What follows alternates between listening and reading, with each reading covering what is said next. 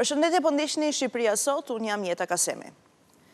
Apeli i gjykatës së posaçme la në burg 8 anëtarët e grupit Raja të arrestuar për trafik kokaina ata u arrestuar në dhjetor gjatë një operacioni me urdhër të SPAK. Aktiviteti i tyre u zbulua nga zbardhja e komunikimeve në Sky ECC. Në lidhje me këtë informacion fundit, ne do të komunikojmë menjëherë me kolegen Bleona Prengzaj, e cila raporton në mëngjes. Bleona, të përshëndes. Atëherë, mund të na tregosh cilët janë anëtarët e grupit Raja dhe për çfarë akuzohen nga SPAK? Jeta, të përshëndes, ditën e sotme apeli i posaçëm ka lënë në fuqi masat për disa nga anëtarët e grupit strukturuar kriminal të Rajave, të cilët akuzohen se trafikonin rreth 5 viteve të fundit lëndë narkotike nga vendi ynë drejt Europës. Bëhet fjalë për disa nga anëtarët e këtij grupi kriminal, të cilët masat janë lënë në fuqi. Bëhet fjalë për Islam Sefën, Jani Çavo, Aldi Gjini, Marvin Bushati, Përparim Raja, Gazmir Raja, Recep Raja dhe Zamir Aliaj, të cilët u arrestuan me urdhër të prokurisë së posaçme në dhjetor të vitit të kaluar, pasi akuzohen nga kjo e fundit se për 5 vite kanë trafikuar drogë me vlera miliona euro nga Shqipëria drejt vendeve të Bashkimit Evropian. Në fakt, edhe sipas dosjes hetimore të prokurisë së posaçme, bëhet fjalë për 3 episode të dërgimit të drogës nga vendi ynë drejt vendeve të Bashkimit Evropian, përkatësisht nga Shqipëria drejt Malit të Zi me destinacion final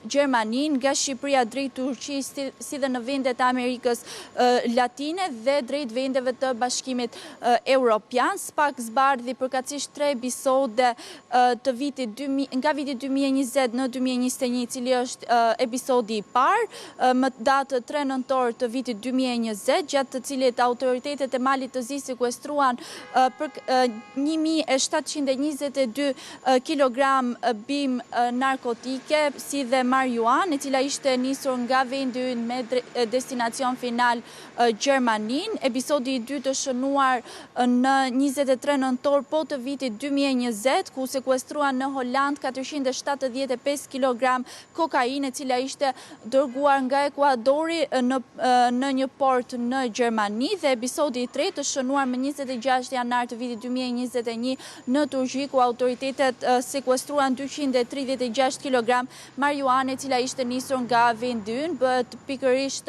fjalë për këto 3 episode të trafikimit të drogës nga vendi ynë drejt të vendeve të Bashkimit Evropian. Këto të fundit u zbardhën nga bisedat e enkriptuara nëpërmjet aplikacionit Sky ECC, të cilën ndihmuan edhe prokurinë e posaçme për të rënë në gjurmët e këtij grupi kriminal që trafikonte për rreth 5 vite drogë në vende të ndryshme të Bashkimit Evropian. Bleona, të falenderoj për raportimin. Gjyqtarja e gjykatës së posaçme Irena Gjoka thotë se kur ka plotësuar formularin e dekriminalizimit në vitin 2016 nuk ka pasur dieni për procesin dhe dënimin nga gjykata greke e Janinës. Në një shkresë drejtuar Këshillit të Lartgjyqësor, Gjoka shpjegon se nuk ka asnjë shkak ligjor për të mos vazhduar detyrën e saj si gjyqtare. Irena Gjoka sqaron se vendimi i dhënë ndaj saj në mungesë nga gjykata e Janinës në 2005 është arkivuar, nuk ka shkuar në një gjykatë më të lartë dhe nuk ka marrë kurrë formë të prerë, për pasojë i ka rënë fuqia juridike. Gjyqtarja e gjykatës së posaçme Irena Gjoka thotë se nuk ka pasur kurrë dieni lidhur me procesin gjyqësor dhe dënimin që është dhënë ndaj saj në mungesë nga gjykata e shkallës së parë në Janinë në vitin 2005. Nëpërmjet një shkresë drejtuar Këshillit të Lartgjyqësor, Irena Gjoka ka shpjeguar edhe arsyen sepse ka shënuar që nuk është dënuar në formularin e dekriminalizimit që ka plotësuar në vitin 2016. Fakti i hetimit dhe gjykimit nga gjykata e shkallës së parë Janin nuk është shënuar nga ana ime në formularin e dekriminalizimit për shkak se te çdo dyshimi të arsyeshëm provohet se nuk kam pasur dieni në tërësi për procesin penal, hetim dhe gjykim të zhvilluar ndaj meje. Personalisht nuk jam njoftuar as zyrtarisht dhe as faktikisht për procesin gjyqësor administrativ apo ndonjë proces tjetër të zhvilluar ndaj meje nga gjykatat greke. Gjyqtarja e posaçme shpjegon se në shtetin grek nuk ka kryer asnjë shkelje të natyrës penale. Gjykata e shkallës së parë në Janinë, e cila ka dënuar Irena Gjokën për veprën hyrje dhe qëndrimit të huajve në territorin grek me 3 muaj burgim dhe 1500 euro gjob, rezulton që vendimin ta ketë marrë pa bërë asnjë njoftim dhe dënimi me burg është konvertuar në gjob. Çmoj të theksoj se në të gjithë përmbajtjen e vendimit të gjykatës së Janinës të dhënë ndaj meje, nuk përmendet në asnjë moment përcaktimi i shkeljes së pretenduar si të kryer nga unë e natyrës penale, por ajo cilësohet në të gjitha rastet si një vepër, shkelje, e cila parashikohet nga paragrafi 7 i nenit 54 me titull Hyrja dhe shëndrimi të huajve në territorin grek dhe jo nga kodi penal. Irena Gjoka madje pretendon se në vendimin e gjykatës së Janinës janë kryer shkelje, ku thuhet se asaj është sekuestruar pasaporta. As nga përmbajtja e vendimit të gjykatës së Janinës të datës 7/6/2005 nuk rezulton të jetë mbajtur ndonjë proces verbal sekuestrimi në datën 24/12/2002 dhe as të jetë kryer ndonjë veprim tjetër me karakter hetimor. Në vendim përshkruhet se pasaporta është sekuestruar më datë 10/2/2004, por unë nuk kam qenë në shtetin grek në vitin 2004. Vendimi datës 7 qershor 2005 i gjykatës së Janinës sipas Irena Gjokës nuk ka marrë formë të prerë. Sipas nenit 473 të kodit të procedurës penale greke, afati për paraqitjen e apelimit për të pandehurit me vendbanim të panjohur është 30 ditë nga dita e njoftimit të vendimit. Ajo shpjegon se përpara se të përfundonte afati i apelimit me datën 17 qershor 2005, është miratuar ligji për shpëtimi i procedurës para gjykatave civile dhe penale dhe dispozita të tjera. Sipas dhe interpretimit të kryer nga gjykata për të drejtat e njeriut, në çështjen Panohu kundër Greqisë më 8 janar 2009, vendimi i dënimit i arkivuar sipas këtij ligji konsiderohet i paqen.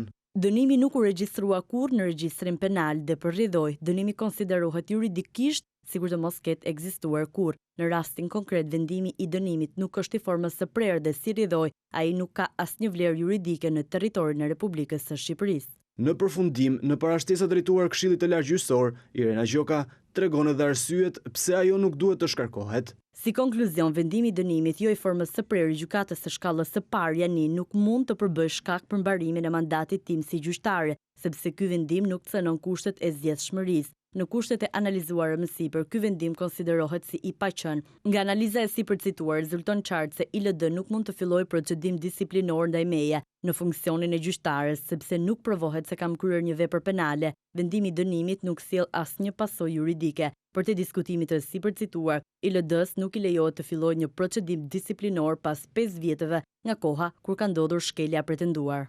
Ndërsa Shqipëria po ecën me hapa të shpejtë në negociatat për antarësimin në Bashkimin Evropian, Gjermania garanton mbështetjen e saj për integrimin evropian. Ministri i Jashtëm Gjerman tha në Tiranë se rruga e nisur drejt BE-s duhet çuar përpara përmes përmbushjes së reformave. Günther Kirschbaum vuri theksin tek reforma në drejtësi dhe vazhdimi i luftës ndaj krimit të organizuar dhe korrupsionit.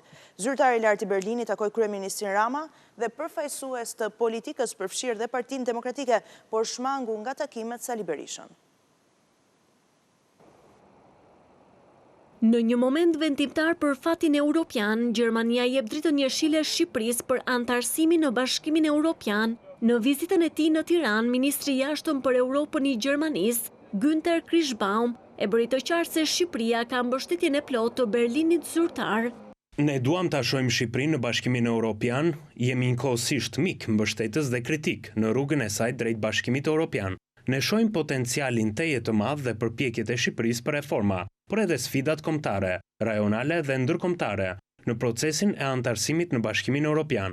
Këtë të premte, Kirschbaum zhvilloi takime me kryeministrin Edi Rama, kreun e SPA Klodian Braho dhe eksponent të mazhorancës e opozitës. Shqipëria është në pritje të mbylljes së grup kapitujve, ndaj Kirschbaum nënvizoi se reforma duhet të vijojnë pa humbur kohë, si ato politike ashtu edhe në drejtësi. Shqipëria gjendet aktualisht në një moment vendimtar. Rruga e nisur në drejtim të Bashkimit Evropian duhet të çohet përpara me vendosmëri, duke zbatuar në këtë kontekst, në mënyrë të vendosur, reformat e radhës, veçanërisht në fushën e shtetit të së drejtës dhe luftën e palëkundur kundër krimit të organizuar dhe korrupsionit. Edhe në këtë vizit, ministri Kirschbaum shmangu Sali Berishën, armiku i vjetër i kreut të PD, dikur e shpalli non grata për së dyti në emër të CDU-s, por sigurisht për Berishën atëherë edhe Kirschbaum ishte mik i Lulzim Bashës. Lobimi do t'jetë një veprimtari e lejuar dhe e mbrojtur me ligj në një regjistër të posaçëm të administruar nga Komisioneri për të drejtën e informimit, do të ruhen të gjitha të dhënat se kush dhe për kë lobon. Ligji që po diskutohet në Komisionin e Ligjeve parashikon masa të qarta edhe për shkelësit. Socialistët japën rrugë legalizimit të lobimit, duke miratuar në Komisionin e Ligjeve rregullat të qarta mbi ushtrimin e kësaj veprimtarie në Shqipëri. Për herë të parë, lobimi do të mund të ushtrohet vetëm nga persona fizik apo juridik të regjistruar në një regjistër të posaçëm të lobimit, që do të administrohet nga Komisioneri për të drejtën e informimit. Përmes krijimit të regjistrit të lobimit, do të publikohet një informacion i qartë dhe sistematik mbi atë se kush lobon, në emër të kujt lobon dhe për çfarë çështjes dhe me cilat institucione apo zyrtar publik zhvillohen këto kontakte. Synon të vendos një ndarje të qartë midis veprimtarisë së lobimit si një mekanizëm i strukturuar, i zhvilluar kundrejt një pagese dhe një kontrate dhe veprimtarive të tjera të pjesëmarrjes demokratike në qeverisje, sikurse është aktivizmi qytetar, pjesëmarrja në konsultime publike e organizatave të shoqërisë civile ose iniciativat qytetare. Ligji parashikon masa apo sanksione administrative në rast shkeljesh, ndërsa përjashtohen nga lobimi ato individ të cilët janë dënuar për vepra penale të rënda, kanë detyrime tatimore të pashlyera apo janë në proces falimentimi apo likuidimi. Persona që janë dënuar për korrupsion, pastrim parash apo mashtrim nuk mund të ushtrojnë lobim për një periudhë 5 vjeçare nga përfundimi i dënimit. Projekt ligji është në përmbushje të angazhimeve që burojnë nga grup kapitulli i themeloreve në procesin e negociatave me Komisionin Evropian. Ky ligj synon që të rrisë ndjeshëm transparencën në proceset vendimarrëse, të forcojë besimin e qytetarëve ndaj institucioneve publike dhe, sikurse përmenda, synon që të vendosë tjetër shtyllë në rangun e atyre iniciativave që ne kemi ndërmarrë për të forcuar të gjithë mekanizmat antikorrupsion në kuadër procesit të integrimit të negociatave. Brenda 2026-s, Shqipëria do të nisë prodhimin e municioneve dhe infrastrukturës mbështetëse për ushtrin. Rivitalizimi i industrisë ushtarake është një nga objektivat kryesore të qeverisë. Ministri i Mbrojtjes Piero Vëngu tha se 6 kontrata janë nënshkruar për të krijuar kompanitë të përbashkëta shtet privat për prodhimet të kësaj industrie. Është drejt finalizimit dhe marrëveshja me një kompani italiane për rihapjen e kantierit detar të Pashalimanit. Shqipëria do të nisë prodhimin e municioneve, mjeteve të emergjencave dhe uniformave ushtarake brenda këtij viti, gjatë prezantimit të një pakete të re ligjore për importin, eksportin dhe tranzitin e armëve të zjarrit. Ministri i Mbrojtjes Piero Vëngu tha se janë nënshkruar 6 kontrata për krijimin e 6 kompanive të përbashkëta shtet privat përmes kompanisë shtetërore Kajo, përfshirë dhe prodhimin e dronëve. 6 kontratat parashikojnë prodhimin e municioneve, prodhimin e mjeteve të pajisjeve personale, uniformave, armatimit të lehtë, dronëve, sistemeve antidron dhe mjetet e emergjencave civile. Presim që produktet e para Made in Albania për 3 prej nën produkteve që përmenda, mjetet taktike, mjetet e emergjencave, uniformat dhe municionet, prodhimet e para të fillojnë këtë vit. Tashmë kemi hyrë në fazën ku duam të sigurojmë zinxhirin e furnizimit të qëndrueshëm për gjitha nën produktet e këtyre prodhimeve ushtarake, në mënyrë që të jemi në përputhje dhe me standardet e NATO-s dhe me të gjithë politikat e vendit tonë për sa i përket preferencave që kemi, sigurisht diskutohet me vendet aleate. Ministri Vëngu tha se qeveria shqiptare është në fazën përfundimtare të negociatave me kompaninë Fikantieri për ngritjen e kantierit detar të Pashalimanit. Gjithashtu, siç kam pasur mundësi ta bëj publik disa herë, në përfundim të negociatave me Finkantierin për ringritjen e kantierit detar të Pashalimanit në bashkëpunim me gigantin italian për të pasur mundësi të prodhojmë jo vetëm anijet tona, jo vetëm të mirëmbajmë, po edhe të mund të prodhojmë mjete dhe të riparojmë mjete për nevojat vendeve aleate. Vëngu nënvizoi se buxheti i këtij viti për mbrojtjen, rreth 58 miliard lek, do të përdoret për të ringjallur industrinë e mbrojtjes, ndërsa ligji për eksportin dhe tranzitin e armëve të zjarrit që u miratua në 3 komisione parlamentare, do të rrisë sigurinë e importit, eksportit apo tranzitit të armëve të zjarrit, në përputhje me direktivat e Bashkimit Evropian dhe Organizatës së Kombeve të Bashkuara. Ekonomia shqiptare është rritur 3.75% gjatë vitit të kaluar, një nivel që vlerësohet pozitiv. Megjithatë, përveç turizmit, që ka qenë një kontribues kryesor në këtë rritje, fokusi do të vihet në ngritjen e një modeli të ri ekonomik mbështetur në investime dhe eksporte. Ministrja e Ekonomisë Delina Ibrahima i tha se shtimi i eksporteve dhe rritja e cilësisë së tyre janë një domosdoshmëri dhe në rrugën e Shqipërisë përpara antarësimit në Bashkimin Evropian. Ekonomia shqiptare ka pasur një ecuri pozitive në vitin 2025 duke regjistruar stabilitet fiskal dhe përmirësim të klimës së biznesit. Ministrja e Ekonomisë Delina Ibrahimaj tha se për 3 mujorin e 3 të vitit ekonomia është rritur me 3.75%. Shifrat tregojnë se ekonomia shqiptare përgjatë gjithë vitit të 2025 ka treguar një stabilitet makroekonomik, ka treguar që aktiviteti I sektorit privat ka vijuar të rritet dhe që gjithashtu kemi një klim biznesi e cila nxit investimet. Duke filluar nga prodhimi brendshëm bruto, I cili për 3 mujorin e tretë, siç e analizuam dhe herën e kaluar, u rrit me 3.75%, një vlerë, një normë rritse e cila është ndjeshëm më e lartë se mesatarja e Bashkimit Evropian, por më e lartë dhe se sa mesatarja e rajonit në cilin neve jetojmë. Por për të krijuar një model të qëndrueshëm ekonomik, tashmë fokusi do të përqendrohet te rritja e investimeve të huaja dhe e tregtisë jashtme. Modeli I ri I zhvillimit për të garantuar qëndrueshmërinë e normave të rritjes ekonomike duhet të përqendrohet në rritjen e investimeve, në rritjen e eksporteve, në rritjen e produktivitetit. Dhe rreth këtyre 3 komponenteve do të drejtohen politikat tona përgjatë gjithë këtij mandati 4-vjeçar, me qëllim që siç thash të garantojmë qëndrueshmërinë, të garantojmë një treg I cili nxit investime. Për të nxitur eksportet, Ministrja Delina Ibrahimaj tha se është hartuar një plan I mirëfillt si një detyrim edhe në rrugën drejt integrimit. Dhe synon ndërtimin e brandit Made in Albania dhe proceset e procedura që lidhen me mbrojtjen e brandit Made in Albania, tregtimin e brandit Made in Albania, me qëllim që të garantojmë që produkti shqiptar të jetë I disponueshëm në të gjithë vendin dhe gjithashtu të garantojmë nxitjen e eksporteve të produktit Made in Albania. Të ketë më pak bariera tarifore dhe jo tarifore, rregulla më të parashikueshme për të gjithë operatorët dhe gjithashtu një transport dhe logjistik konkurruese në drejtim të ndërlidhjeve me Bashkimin Evropian. Përgjatë këtij viti, institucionet shqiptare kanë nisur një luftë ndaj përdorimit të parave kesh, si një masë e rëndësishme për të ulur informalitetin në ekonomi. Maturantët kanë gati testet model të maturës shtetërore të cilat mund të konsultojnë në përgatitje për provimet. Rregullorja e maturës shtetërore është publikuar nga Ministria e Arsimit bashkë me datat e 4 provimeve. Gjimnazistët që mbyllen këtë vit shkollën e mesme për provimet e maturës mund të konsultojnë testet model, të cilat janë publikuar në faqen online të Qendrës së Shërbimeve Arsimore.